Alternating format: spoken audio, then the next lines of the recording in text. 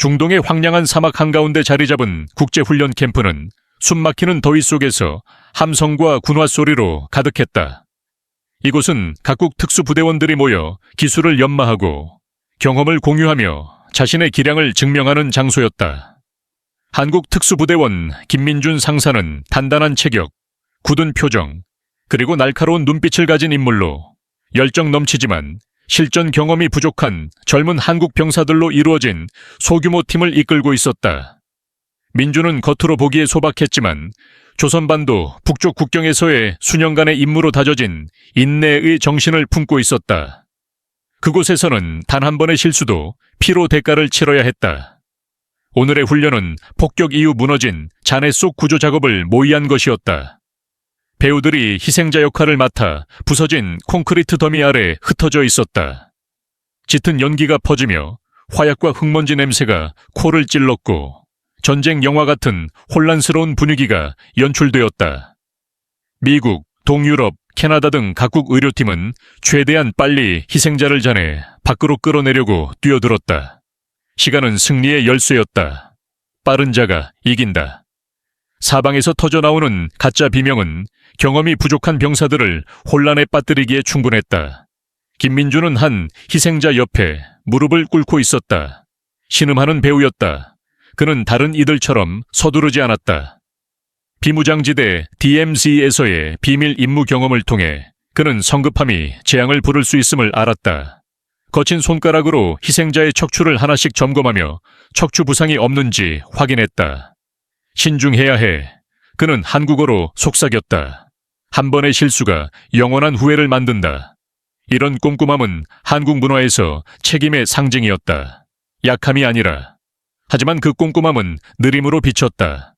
동유럽 출신의 거구, 불톡이라는 별명을 가진 이반 페트로프 중사가 폭풍처럼 다가왔다.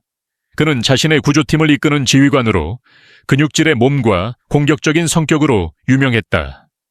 민준이 희생자 한 명을 붙잡고 우물쭈물하는 모습을 보자 그의 분노는 작은 화산처럼 폭발했다. 그는 절차 따위는 신경 쓰지 않았다. 결과만 원했다. 빨리 해, 이 느린 아시아놈. 저놈을 여기서 죽게 할 셈이야. 그의 고함은 주변의 비명을 압도했다. 그는 설명을 기다리지 않았다. 그런 자들은 약하다고 여기는 이들에게 설명을 요구하지 않는다. 그는 달려들어 거대한 어깨로 민준을 세게 밀쳤다. 그 악의적인 충격은 명예에 날린 따귀나 다름없었다. 충격은 강했고 중심을 잃은 민준은 비틀거리며 옆으로 쓰러졌다. 그의 머리는 잔해에서 튀어나온 철근에 살짝 부딪혔다. 심각한 부상은 아니었지만 최대한의 굴욕을 안기기엔 충분했다. 민준의 입가에서 피가 흘렀고 뜨거운 사막모래 위로 한 방울 떨어졌다. 이반의 팀, 그의 지휘관 못지않게 덩치 큰 병사들은 통쾌하다는 듯 웃음을 터뜨렸다. 봐, 살아있는 샌드백이야. 한 덩치가 소리쳤다. 그들의 웃음은 천박하고 만족스러웠다. 그들에게 민준은 거인들의 놀이터에서 느리고 작은 아시아인에 불과했다. 그들은 이 굴욕적인 장면을 즐겼다. 따분한 훈련에 더해진 완벽한 양념이었다. 하지만 그들의 웃음은 점차 잦아들었다. 뭔가 잘못됐음을 깨달았다. 방금 굴욕을 당한 자가 고통스러워하지도 그들이 기대한 대로 분노하거나 두려워하지도 않았다. 민준은 천천히 일어나 군복에 묻은 먼지를 털어냈다. 손등으로 입가에 흐르는 피를 닦았다. 그리고 이반을 똑바로 쳐다보았다. 그 순간 모두는 등골이 서늘해지는 기묘한 감각을 느꼈다. 민준의 입가가 살짝 올라가며 미소를 지었다. 하지만 그건 체념의 미소가 아니었다. 면도칼처럼 날카롭고 차가운 미소였다. 그의 눈빛 역시 평소의 무뚝뚝함이 사라지고 깊고 위험한 빛으로 변했다. 마치 어리석은 행동에 깨어난 사냥감의 눈빛 같았다.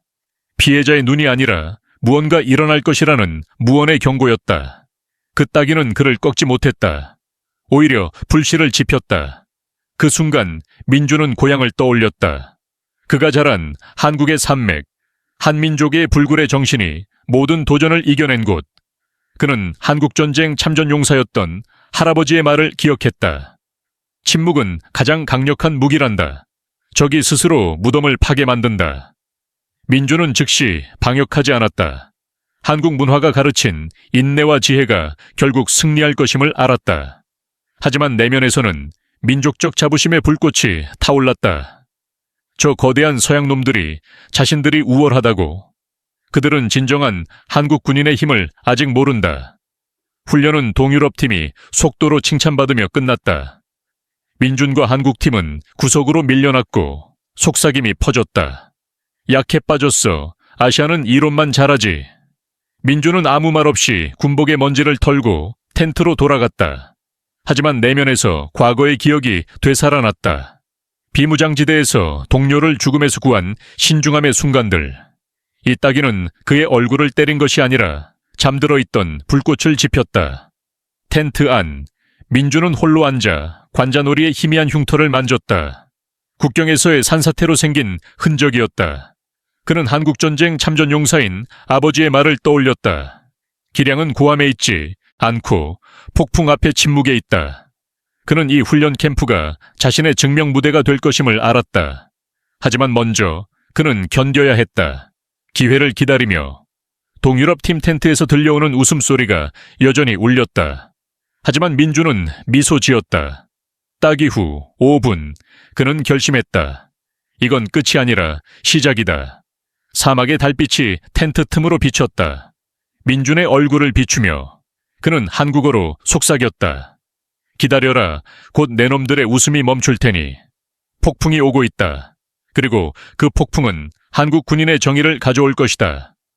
사막의 밤은 차갑고 훈련 캠프의 회의실은 에어컨의 윙윙거리는 소리로 얼어붙은 듯했다. 긴 테이블 위로 쏟아지는 형광등 빛은 모든 것을 적나라하게 드러냈다. 미군 출신의 해리스 대령이 테이블 맨 끝에 앉아 있었다. 그의 얼굴은 돌로 깎은 조각상처럼 엄격했다. 각국 팀들이 테이블 주위에 둘러앉아 있었고 모든 시선은 회의실 구석에 앉은 김민준 상사에게 쏠렸다. 그의 입가에 남은 멍은 아침의 사건을 묵묵히 증언하는 흔적이었다. 이반 페트로프 중사가 먼저 입을 열었다. 그는 자리에서 일어나 거대한 책으로 뒤쪽 지도를 가렸다. 우렁찬 목소리로 그는 아침의 일을 자신의 버전으로 풀어냈다. 대령님, 제가 개입하지 않았다면 그 희생자는 죽었을 겁니다. 김 상사는 너무 느렸고 결단력이 부족했습니다. 그는 어깨로 민준을 밀친 행동을 팀원을 깨우기 위한 필수 조치라며 과장되게 묘사했다. 그의 팀은 고개를 끄덕이며 맞장구 쳤다. 이반은 영웅이 되었고 민준은 아마추어로 전락했다. 시선은 민준에게로 쏠렸다. 해리스 대령이 물었다. 김 상사, 할 말 있나? 민준은 고개를 들었다. 그의 눈빛은 잔잔했다. 제 판단에 따랐습니다. 짧고 단호한 한국어 대답이었다. 파문 없는 목소리는 회의실을 더 무겁게 만들었다. 이반은 비웃었다. 판단. 그 판단 때문에 사람이 죽을 뻔했지. 속삭임이 퍼졌다. 우유부단해. 아시아인은 약해. 하지만 모두가 그렇게 생각한 건 아니었다. 캐나다 출신의 의무장교 에밀리 톰슨 대위는 살짝 미간을 찌푸렸다. 금발을 단정히 묶고 날카로운 초록 눈을 가진 그녀는 헬멧 카메라 영상을 다시 봤다. 민준의 척추 점검은 교과서적인 절차였다. 이반처럼 거칠게 움직였다면 영구적인 부상을 초래했을 터였다. 그녀는 뭔가 잘못됐다고 느꼈다. 민준의 침묵은 약함이 아니라 무언가를 숨기고 있는 듯했다. 회의는 명확한 결론 없이 끝났다. 해리스 대령은 말했다. 이 문제는 다시 검토하겠습니다. 하지만 소문은 이미 불길처럼 번졌다. 저녁 식사 시간, 민준은 식당에 들어서자마자 조용해지는 분위기를 느꼈다. 은근한 시선, 갑작스레 멈춘 대화. 그의 팀, 젊은 한국 병사들은 흔들리기 시작했다. 그들은 민준을 존경했지만 주변의 압박은 너무 컸다. 정말 상사님이 잘못한 걸까? 라는 의문이 그들의 눈에 떠올랐다. 밤, 민준은 텐트 안에서 홀로 앉아 있었다. 낡은 구급 가방을 손에 들었다. 군복처럼 초록빛이 바랜 가방. 모서리는 닳고 지울 수 없는 어두운 얼룩이 남아 있었다. 그는 지퍼를 열었다. 덜컹거리는 소리가 정적을 깼다. 그는 붕대나 소독약을 꺼내지 않았다. 손가락이 신경독 해독제 주사기를 스쳤다. 플라스틱은 누렇게 변했고 라벨은 거의 지워졌다. 그는 주사기를 손에 쥐고 천천히 돌렸다. 사막의 달빛이 손가락을 비췄다. 기억이 되살아났다. 비무장지대, 비가 억수로 쏟아지던 밤. 그는 팀을 이끌고 적의 비밀 기지를 급습했다. 폭발, 산사태, 동료 이지훈 하사의 다리가 부서지고 허리 아래로 감각이 없었다. 척추 부상. 팀원들은 그를 끌어내려 했지만 민주는 고함쳤다. 움직이지 마. 그들은 그를 미친놈처럼 쳐다봤다. 하지만 그는 알았다. 잘못된 움직임은 이지훈을 영원히 마비시킬 수 있었다. 그는 구급 가방에서 즉석목 보호대를 만들어 그를 고정했다. 팀원들의 다그침을 무시했다. 그 결정은 이지훈을 살렸다. 하지만 적은 도망쳤고 임무는 실패로 기록되었다. 보고서는 차갑게 적혔다. 김민준 상사, 상황 대처에서 유연성 부족, 개인을 임무보다 우선시함. 동료를 구한 공로는 한 줄도 없었다. 관자놀이의 흉터, 산사태로 날아든 돌조각의 흔적은 그 실패의 상징이 되었다.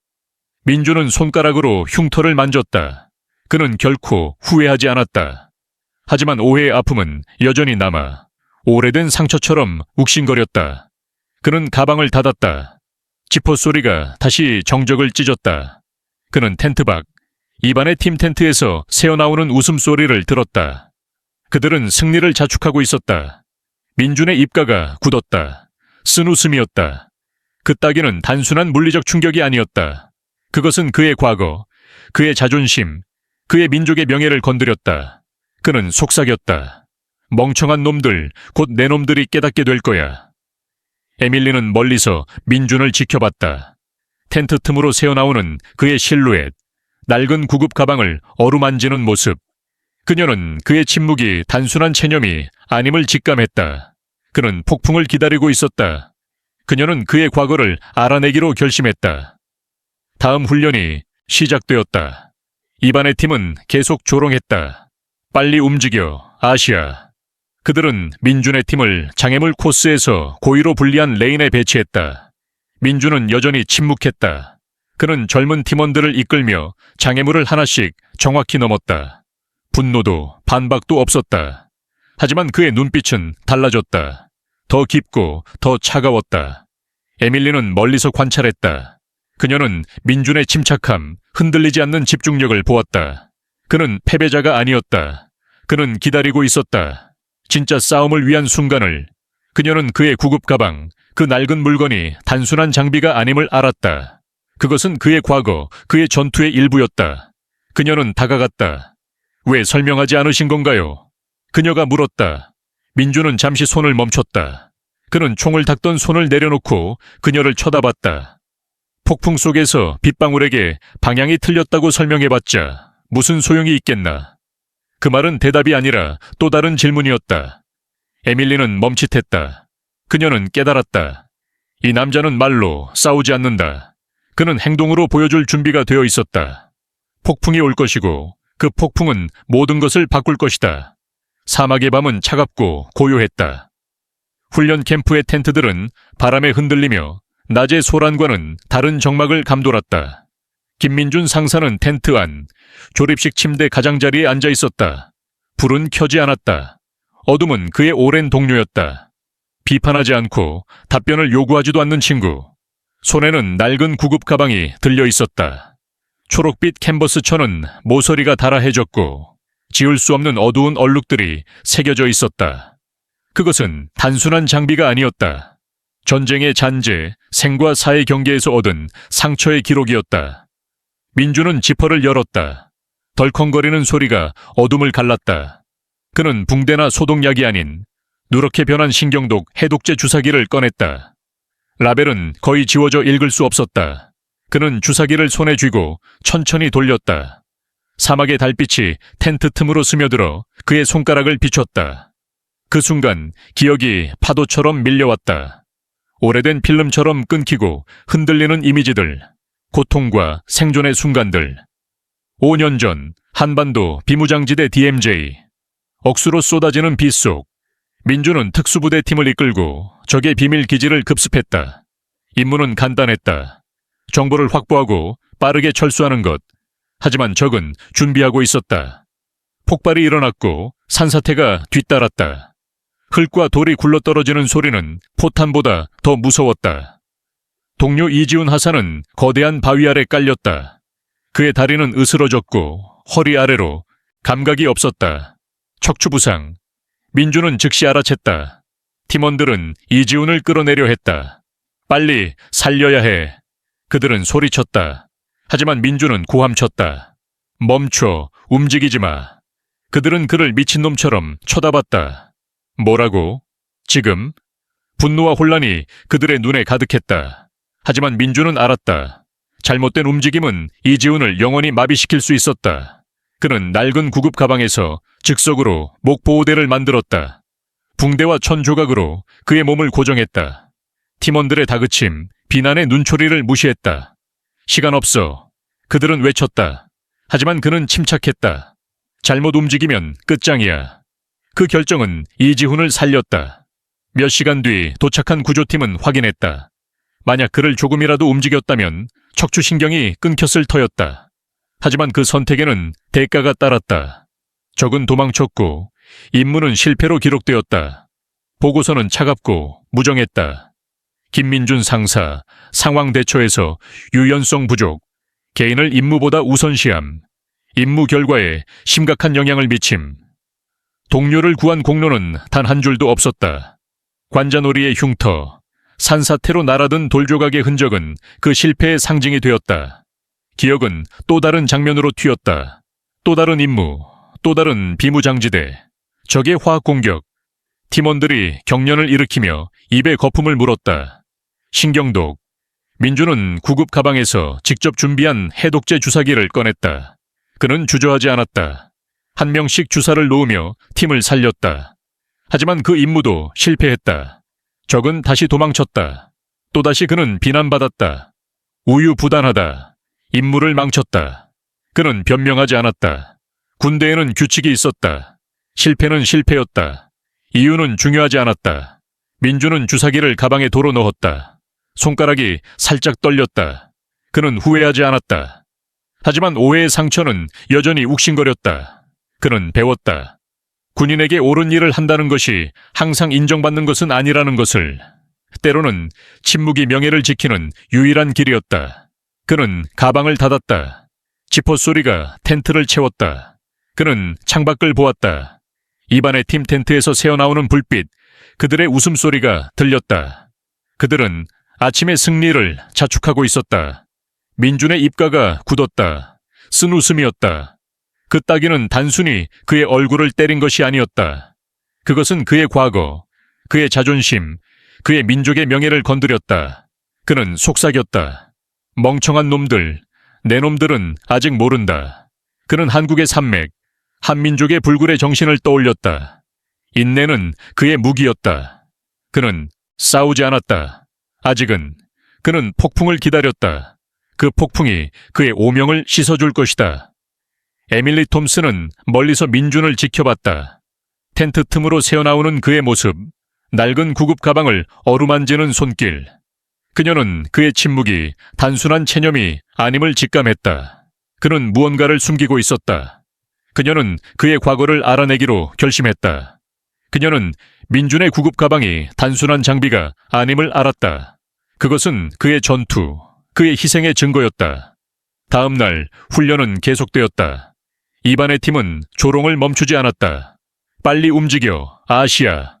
그들은 민준의 팀을 장애물 코스에서 고의로 불리한 레인에 배치했다. 민준은 여전히 침묵했다. 그는 젊은 팀원들을 이끌며 장애물을 하나씩 정확히 넘었다. 분노도 반박도 없었다.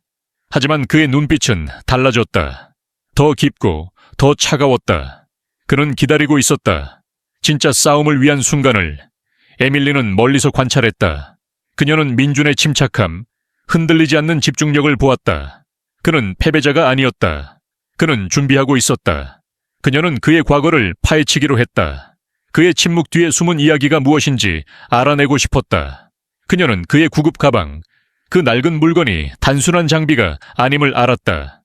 그것은 그의 과거, 그의 전투의 일부였다. 민주는 텐트를 나섰다. 사막의 밤 공기는 차가웠다. 그는 하늘을 올려다보았다. 별들이 반짝였다. 그는 속삭였다. 곧이다. 폭풍이 온다. 그의 목소리는 낮았지만 단호했다. 그는 준비되어 있었다. 그의 침묵은 약함이 아니었다. 그것은 폭풍 전의 고요였다. 그리고 그 폭풍은 모든 것을 바꿀 것이다. 사막의 태양이 하늘을 불태우며 훈련 캠프를 뜨겁게 달궜다. 텐트 사이로 모래바람이 휘몰아쳤고 병사들의 땀과 먼지가 뒤섞인 냄새가 공기를 채웠다. 아침 훈련이 끝난 후 김민준 상사와 그의 한국팀은 식당 구석에 앉아 있었다. 그들의 테이블은 고요했다. 주변의 소음, 숟가락 부딪히는 소리, 병사들의 대화, 민준이 들어서자 갑자기 잦아들었다. 속삭임이 퍼졌다. 저기 저 아시아 녀석 느려 터졌지. 임무 망친 놈이라던데. 민준은 고개를 들지 않았다. 그는 밥을 천천히 씹으며 침묵을 지켰다. 하지만 그의 젊은 팀원들은 달랐다. 그들의 눈에는 불안이 깃들었다. 이반 페트로프 중사는 소문의 중심에 있었다. 그는 텐트에서 텐트로 돌아다니며 자신의 이야기를 퍼뜨렸다. 한국 놈이 비무장지대에서 임무를 망쳤대. 겁에 질려서 우물쭈물했다고. 그의 목소리는 자신만만했고 동유럽 팀원들은 웃으며 맞장구 쳤다. 그런 놈이 여기서 뭘 하겠어? 한 프랑스 병사가 총을 닦으며 말했다. 내가 들은 건 그가 동료를 위험에 빠뜨렸다는 거야. 벨기에 병사가 속삭였지만 주변에 들릴 정도로 컸다. 각자가 세부 사항을 덧붙였고 민주는 어느새 자신의 이야기 속 악당이 되었다. 이반은 이 기회를 놓치지 않았다. 그는 어깨를 툭툭 치며 병사들 사이를 돌아다녔다. 내가 뭘 했어? 그딴 놈은 압박을 못 견뎌. 그는 민준의 침묵을 약점으로 해석했다. 그가 딱이 맞고도 아무 말 안 했잖아. 그게 다야. 잘못을 인정하는 거지.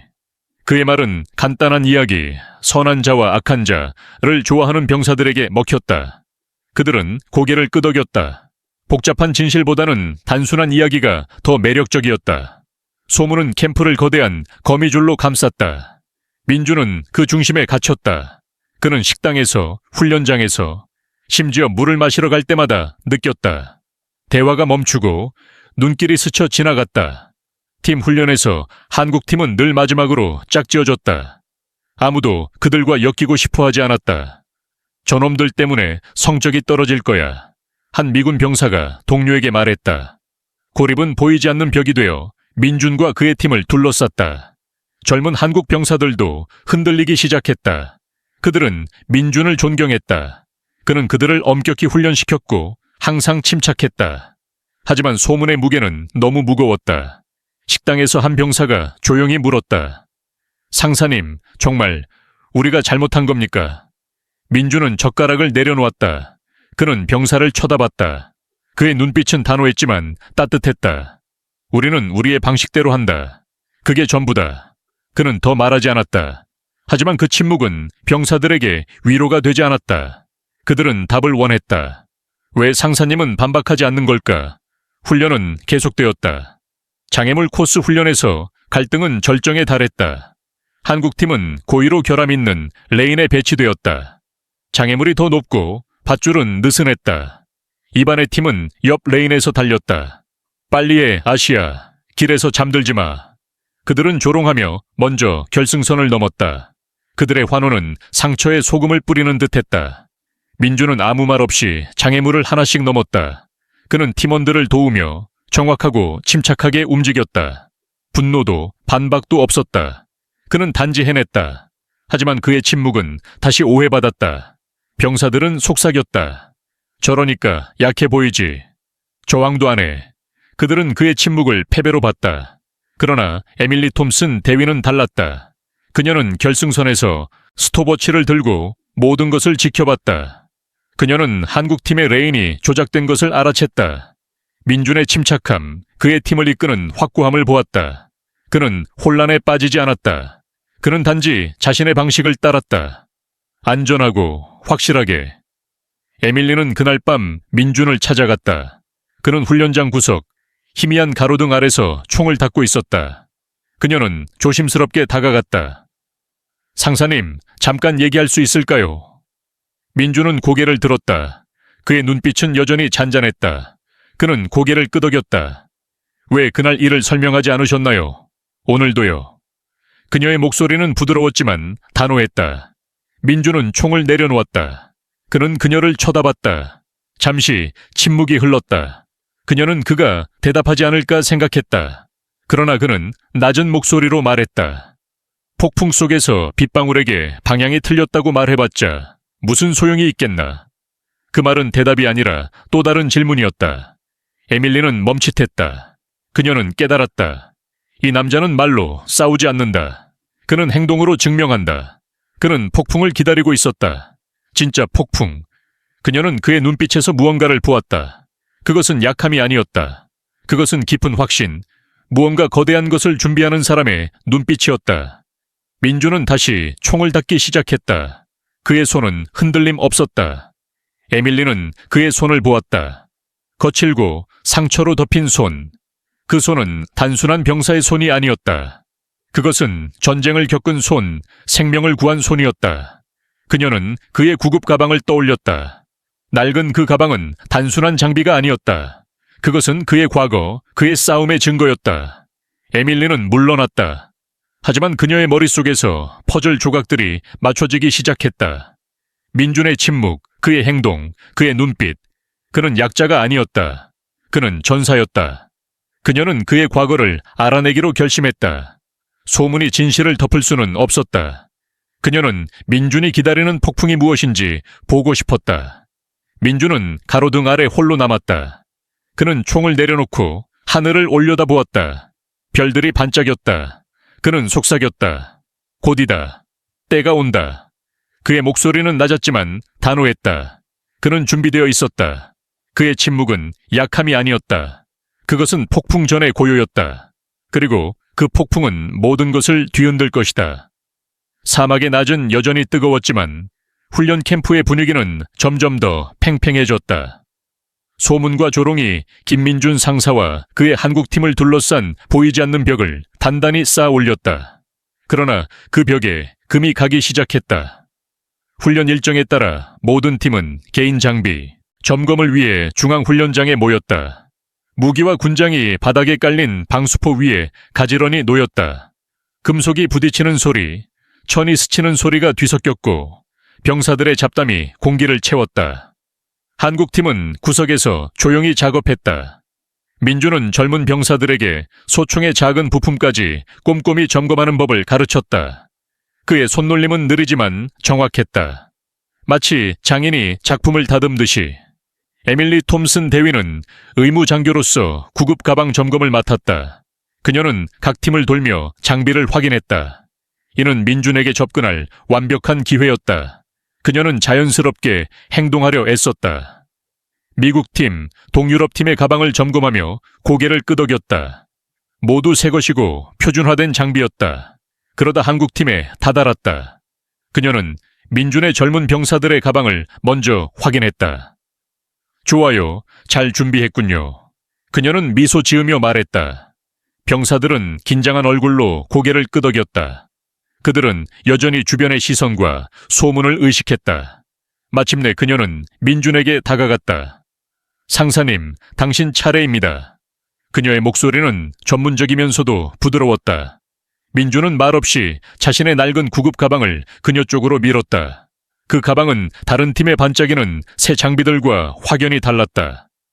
초록빛 캔버스는 빛바래고 모서리는 달아 있었다. 얼룩진 자국들은 세월과 전투의 흔적을 말해주었다. 에밀리는 무릎을 꿇고 가방을 열었다. 그녀는 기본 장비, 붕대, 소독약, 의료용 가위를 확인하는 척했다.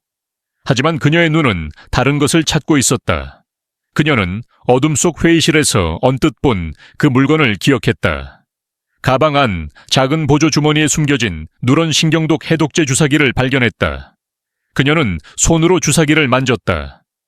플라스틱은 오래되어 빛이 바랬고 라벨은 거의 지워졌다. 하지만 그뿐만이 아니었다. 햇빛 아래서 그녀는 또 다른 것을 보았다. 작은 붕대 뭉치, 평범해 보이지 않는 물건이었다. 표준 붕대와 달리 이 붕대에는 회색의 미세한 입자가 박혀 있었다. 그녀는 이런 장비를 표준 군용 키트에서 본 적이 없었다. 그것은 특수 제작, 어쩌면 실험적인 물건처럼 보였다.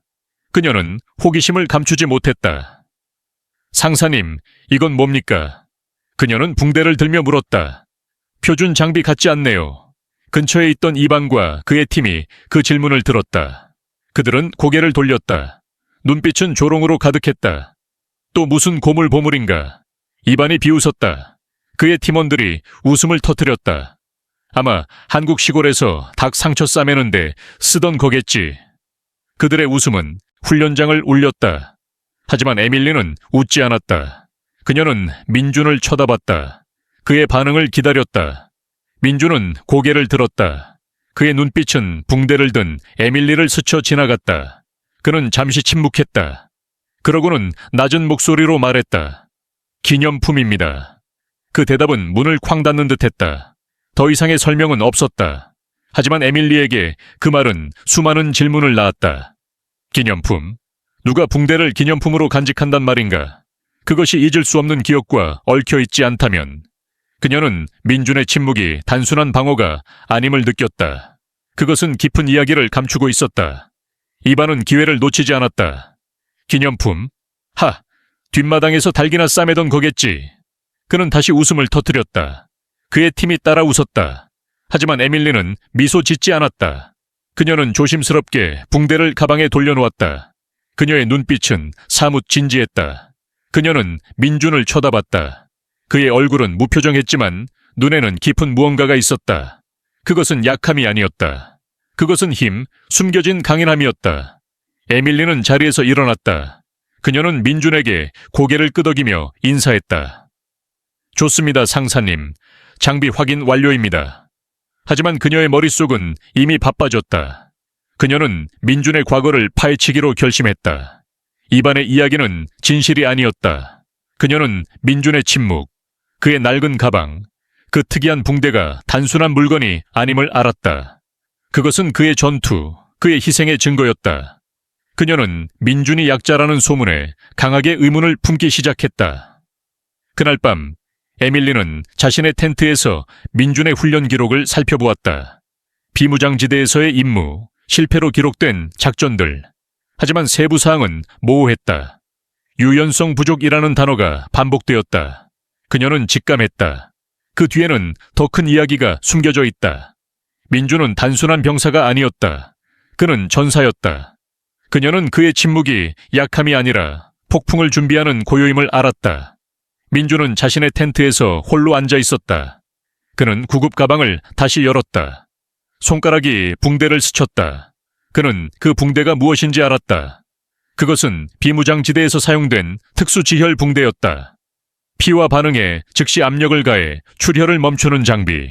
그는 그것을 직접 준비했다. 그 붕대는 이재훈을 구한 날 사용되었다. 그는 미소 지었다. 쓴 웃음이었다. 그들은 모른다. 그는 속삭였다. 곧 알게 될 거야. 그는 가방을 닫았다. 지퍼 소리가 텐트를 채웠다. 그는 창밖을 보았다. 이반의 팀 텐트에서 새어나오는 불빛이 보였다. 그들의 웃음소리가 희미하게 들렸다. 그는 고개를 끄덕였다. 기다려라. 그는 속삭였다. 폭풍이 온다. 그의 목소리는 낮았지만 단호했다. 그는 준비되어 있었다. 그의 침묵은 약함이 아니었다. 그것은 그의 무기였다. 에밀리의 호기심은 그 무기의 첫 균열이었다. 그녀는 그의 동맹이 될 것이다. 그리고 그 동맹은 모든 것을 바꿀 것이다. 사막의 아침은 고요했지만 훈련 캠프는 폭풍 전의 정적처럼 팽팽한 긴장으로 가득했다. 태양은 아직 하늘 높이 떠오르지 않았지만 이미 모래를 뜨겁게 달구었다. 중앙훈련장에 병사들이 집결했다. 군복에 묻은 땀과 먼지가 그들의 얼굴에 단단히 붙어 있었다. 오늘은 훈련의 마지막 시험, 모든 기술과 정신력을 총동원해야 하는 복합 시나리오였다. 김민준 상사와 그의 한국팀은 구석에 서 있었다. 그들의 표정은 단단했지만 젊은 병사들의 눈에는 불안이 깃들었다. 소문과 조롱의 무게가 여전히 그들을 짓눌렀다. 해리스 대령이 훈련장 중앙에 섰다. 그의 목소리는 마이크를 통해 울려 퍼졌다. 오늘은 최종 시험이다. 단순한 훈련이 아니다. 속도, 화력, 전술, 그리고 예상치 못한 상황에 대한 대처 능력을 모두 평가한다. 그는 잠시 멈췄다. 시나리오는 다음과 같다.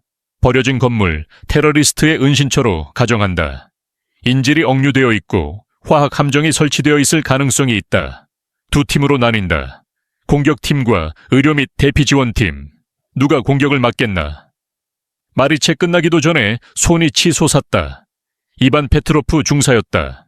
그는 한 걸음 앞으로 나섰다. 그의 거대한 체구는 아침 햇살 아래 더욱 인상적이었다. 저희 팀이 공격을 막겠습니다, 대령님. 그의 목소리는 자신만만했다. 기록적인 시간 안에 임무를 완수하겠습니다. 그는 한국팀 쪽으로 힐끗 쳐다봤다. 그 눈빛은 도전과 조롱으로 가득했다. 모두가 그의 의도를 알아챘다. 공격은 영웅의 목, 강자와 결단력 있는 자의 몫이었다. 해리스 대령은 고개를 끄덕였다. 예상된 결정이었다. 좋다, 페트로프 중사. 너희 팀이 주공격을 맞는다. 그는 민준을 쳐다봤다. 김 상사, 너희 팀은 의료 지원과 부상자 대피를 맡는다. 알겠나? 그 역할은 부차적이었다. 전장을 정리하는 일, 빛나지 않는 자리였다.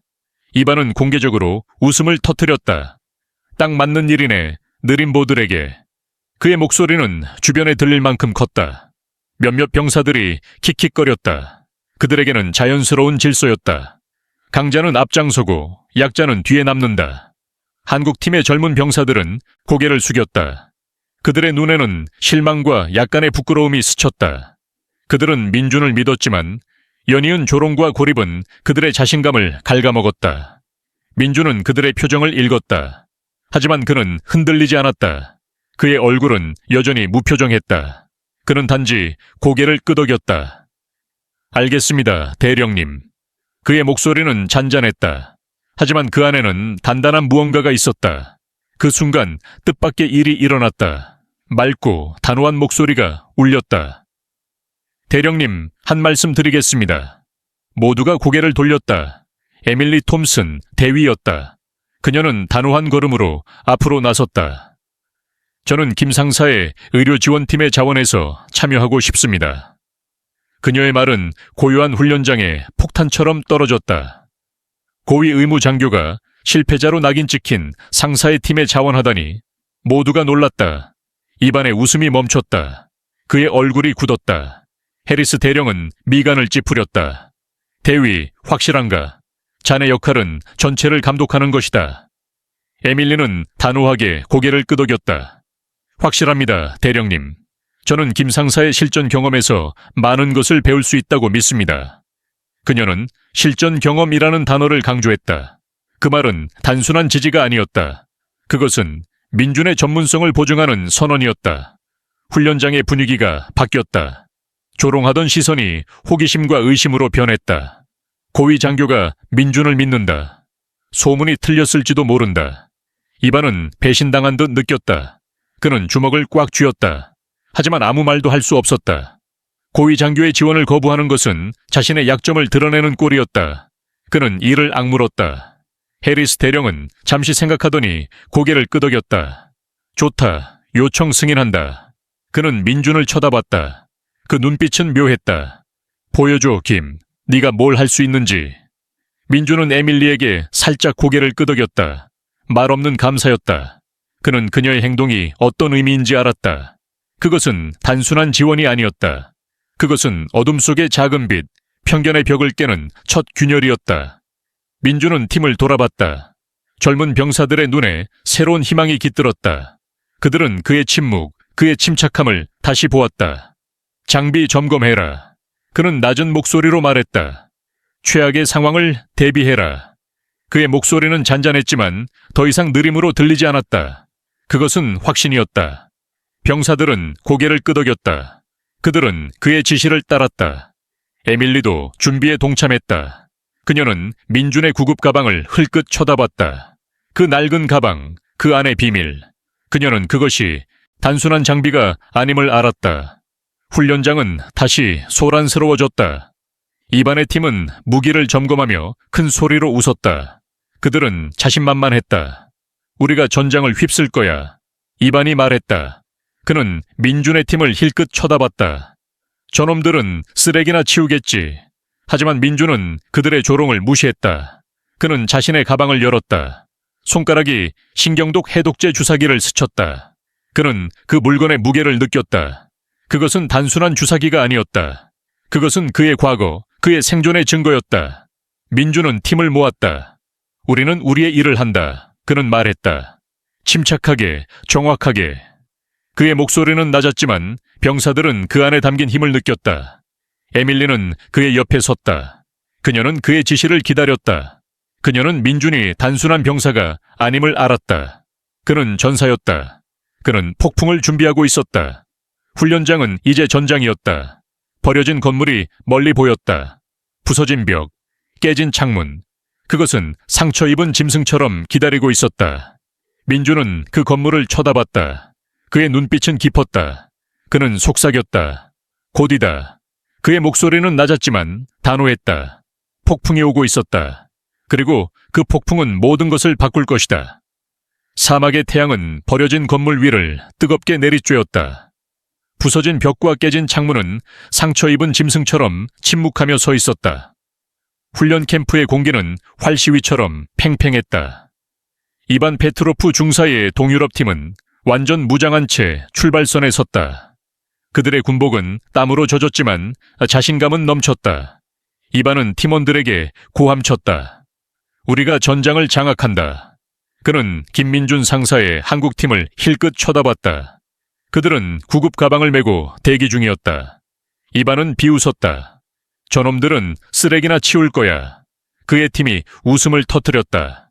하지만 민준의 얼굴은 무표정했다. 그의 눈빛은 깊고 차가웠다. 그는 기다리고 있었다. 신호가 울렸다.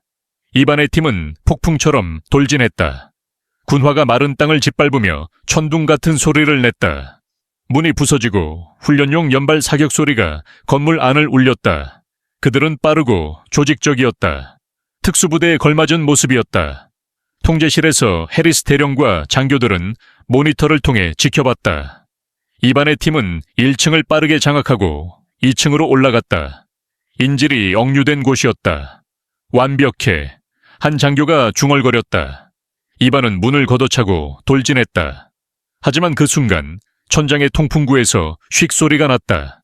여튼 노란 연기가 좁은 복도를 채웠다.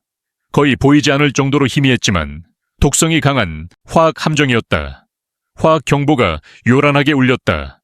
마스크 써! 이반이 고함쳤다. 그의 팀은 당황했지만 빠르게 방독면을 착용했다. 그러나 문제는 따로 있었다. 테러리스트와 인질 역할을 맡은 배우들이 이상 행동을 보이기 시작했다. 그들은 즉시 쓰러지지 않았다. 대신 경련을 일으키며 입에 거품을 물었다. 신경독에 감염된 증상이었다. 혼란이 시작되었다. 이반의 팀은 전투와 목표 제거에 훈련받았다. 하지만 이런 대규모 의료 위기는 그들의 영역 밖이었다. 그들은 바닥에서 경련하는 사람들을 보며 어쩔 줄 몰랐다. 총을 겨누며 주변을 둘러봤지만 방향을 잃었다. 비명과 경보음이 뒤섞여 공포의 합창이 되었다. 의료팀 필요해. 이반이 무정의로 고함쳤다. 그의 목소리는 처음으로 당황한 기색이 역력했다. 그 신호를 기다린 것이 민준이었다. 가자. 그는 단 한마디를 내뱉었다. 그의 팀, 그리고 에밀리 톰슨 대위는 빠르고 단호하게 움직였다. 그들은 달리지 않았다. 하지만 그들의 발걸음은 정확했다. 건물 안으로 들어서자 혼돈이 그들을 맞았다. 이반의 팀, 거대한 병사들은 경련하는 사람들 사이에서 우왕좌왕했다. 그들의 방독면 뒤로 당황한 눈빛이 보였다. 민준은 흔들리지 않았다. 그는 연기를 보았다. 노란 연기, 공기 중에 떠도는 희미한 냄새. 그의 머릿속에 기억이 번쩍였다. 비무장지대, 화학 공격. 동료들이 입에 거품을 물고 쓰러졌던 그 밤. 그는 그 증상을 알았다. 그는 팀에게 명령했다. B형 필터 마스크, 경련이 심한 희생자 우선. 그의 목소리는 차분했지만 마치 전장을 지휘하는 장군 같았다. 그는 낡은 구급 가방을 열었다. 이제 그것은 단순한 기념품이 아니었다. 그것은 무기고였다. 그는 특수 화학물질용 필터가 장착된 방독면을 꺼냈다. 그는 하나를 에밀리에게 건넸다. 그녀는 놀라움과 경외감으로 그를 쳐다봤다. 이건 훈련용 장비가 아니에요. 그녀가 속삭였다. 민주는 고개를 끄덕였다. 필요할 때를 대비한 겁니다. 민주는 소리치지 않았다. 불필요한 명령도 내리지 않았다. 그는 행동했다. 그는 한 희생자 옆에 무릎을 꿇고 호흡을 확인했다. 그의 손은 빠르고 정확했다. 그는 낡은 해독제 주사기를 꺼냈다. 오래된 플라스틱, 지워진 라벨. 그는 주저하지 않고 희생자의 허벅지에 주사를 찔렀다. 가상의 해독제가 주입되었다. 그는 팀원에게 손짓했다. 압박 지혈 붕대. 젊은 병사가 에밀리가 전에 본 그 특이한 붕대를 꺼냈다. 회색 입자가 박힌 붕대였다. 그는 그것을 희생자의 가상 상처에 감았다. 실제 상황이라면 그 입자는 피와 반응해 즉시 출혈을 멈췄을 터였다. 그들의 움직임은 조용했다. 하지만 그 침묵은 효율적이고 전문적이었다. 이반의 팀의 소란스러운 고함과 대조적이었다. 이반과 그의 병사들은 얼어붙은 듯 서 있었다. 그들은 민준의 팀을 지켜봤다. 혼란 속에서도 질서를 유지하는 한국팀. 에밀리, 고위 장교가 민준의 지시를 망설임 없이 따르는 모습. 그들은 자신들의 무능함을 깨달았다. 그들은 자신들이 주인공이어야 할 무대에서 관객이 되었다. 민준은 계속 움직였다. 그는 두 번째 희생자에게 다가가 같은 절차를 반복했다. 호흡 확인, 주사, 붕대. 그의 팀은 그의 리듬을 따랐다. 5분. 단 5분 만에 모든 희생자가 안정되었다. 민준은 일어났다. 그는 팀에게 대피 절차를 시작하라고 손짓했다. 더 이상 비명은 없었다. 혼란도 없었다. 이반의 팀, 거대한 병사들은 복도에 멈춰 서 있었다. 방독면 뒤로 숨이 가빠졌다. 그들의 눈빛은 공포로 가득했다. 그들은 민준을 쳐다봤다. 그는 더 이상 조롱의 대상이 아니었다. 통제실은 침묵에 휩싸였다. 장교들은 모니터를 뚫어지게 쳐다봤다. 그들은 방금 전투의학의 기적을 목격했다. 그것은 운이 아니었다. 그것은 경험, 준비의 결과였다. 민준은 단순한 병사가 아니었다. 그는 최악의 상황을 다룬 전문가였다. 그의 침묵은 약함이 아니었다. 그는 기다리고 있었다. 그의 경험이 빛을 발할 순간을. 이반은 복도 끝에 서 있었다. 그의 방독면은 벗겨져 있었다. 그의 얼굴은 창백했다. 그는 민준을 쳐다봤다. 그는 말하고 싶었다. 하지만 목이 막혔다. 그는 방금 자신이 누구를 조롱했는지 깨달았다. 민준은 그를 쳐다보지 않았다. 그는 가방을 정리했다. 그의 손은 여전히 침착했다. 그는 속삭였다. 끝났다. 하지만 그의 목소리는 단순한 훈련의 끝을 말하는 것이 아니었다. 그것은 조롱의 끝, 오해의 끝을 의미했다. 폭풍이 왔다. 그리고 그것은 모든 것을 휩쓸었다. 사막의 훈련장은 고요했다. 버려진 건물에서 빠져나온 영인은 바람에 흩어졌고 화학경보의 잔향만이 희미하게 남았다. 김민준 상사와 그의 한국팀은 마지막 희생자를 대피시켰다. 그들의 발걸음은 단호했고 손놀림은 정확했다. 이반 페트로프 중사의 동유럽 팀은 복도에 멈춰 서 있었다. 그들의 방독면 뒤로 숨소리가 거칠었다. 방금 전 그들은 민준을 조롱했던 자신들의 웃음이 얼마나 어리석었는지 깨달았다. 통제실의 모니터를 지켜보던 장교들도 숨을 죽였다. 그들은 전투의학의 기적을 목격했다. 민준의 침묵은 약함이 아니었다. 그것은 폭풍이었다. 해리스 대령은 통제실에서 마이크를 들었다. 그의 목소리는 내부 무전이 아닌 훈련장 전체에 울리는 방송 시스템을 통해 퍼졌다. 훈련 종료. 그는 잠시 멈췄다. 모두가 방금 일어난 일을 곱씹을 시간을 주었다. 예비 결과 발표. 페트로프 중사 지휘의 공격팀은 인질 보호와 화학위기 대처에 실패했다. 김 상사 지휘의 지원팀은 구조 임무를 탁월하게 완수했다. 그의 목소리는 단호하고 날카로웠다. 훈련장은 침묵에 잠겼다. 그 침묵은 이반과 그의 팀에게 날아든 또 하나의 따귀였다. 하지만 더 큰 충격이 기다리고 있었다. 대령은 말을 이었다. 그의 목소리가 낮아졌다. 이 훈련은 단순한 시뮬레이션이 아니다. 오늘의 시나리오는 실제 사건을 기반으로 설계되었다. 통제실의 대형 화면, 그리고 훈련장 곳곳에 소형 화면에 문서가 띄워졌다.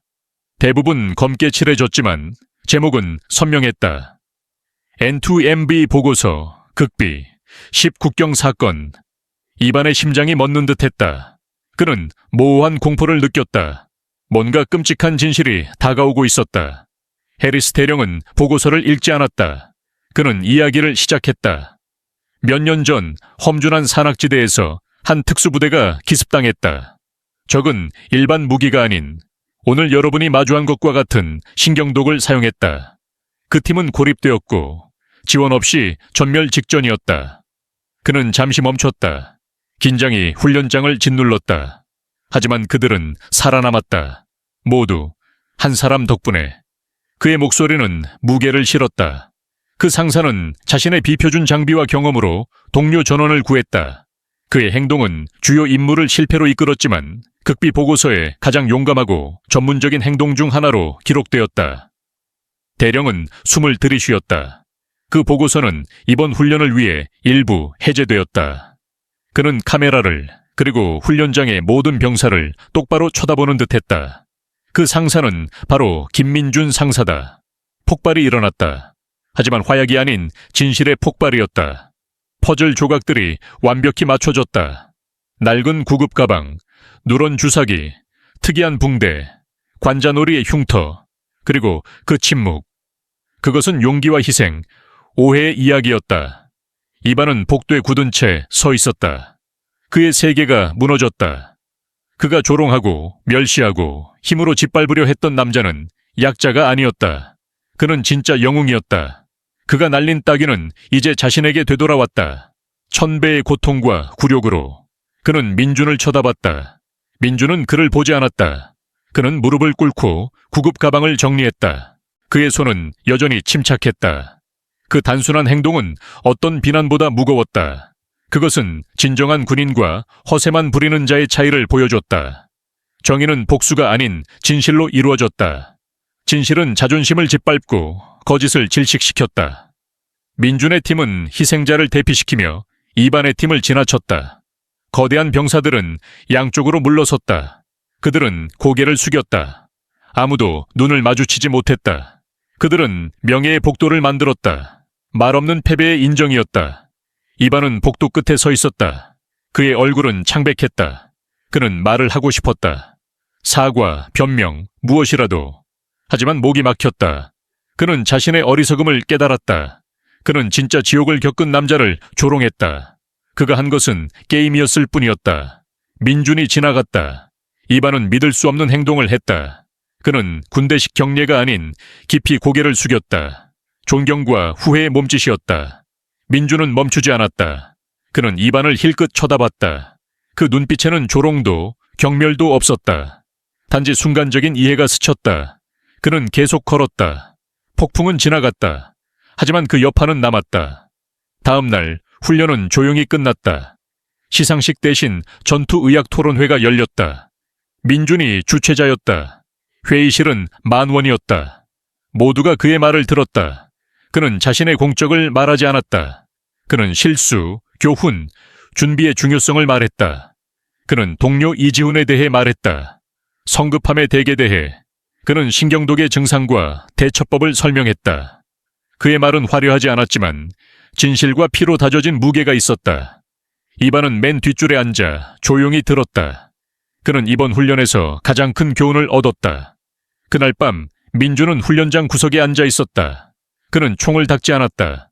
그는 구급 가방을 정리했다. 그 낡은 가방은 이제 유물이 아니라 보물처럼 보였다. 에밀리가 다가왔다.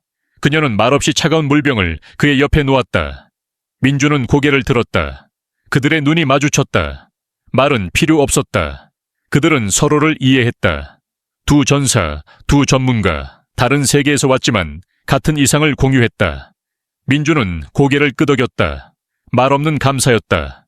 에밀리도 고개를 끄덕이며 돌아섰다. 민준은 다시 가방을 쳐다봤다. 그는 속삭였다. 이제 됐다. 그의 목소리는 낮았지만 단호했다. 그는 폭풍을 이겨냈다. 그의 침묵은 약함이 아니었다. 그것은 그의 힘이었다. 그리고 그 힘은 모두를 가르쳤다. 인내는 오만을 이기고 준비는 허세를 넘어선다. 민준의 이야기는 훈련장의 전설이 되었다. 한민족의 정신, 침묵 속의 기량이 빛을 발한 순간이었다.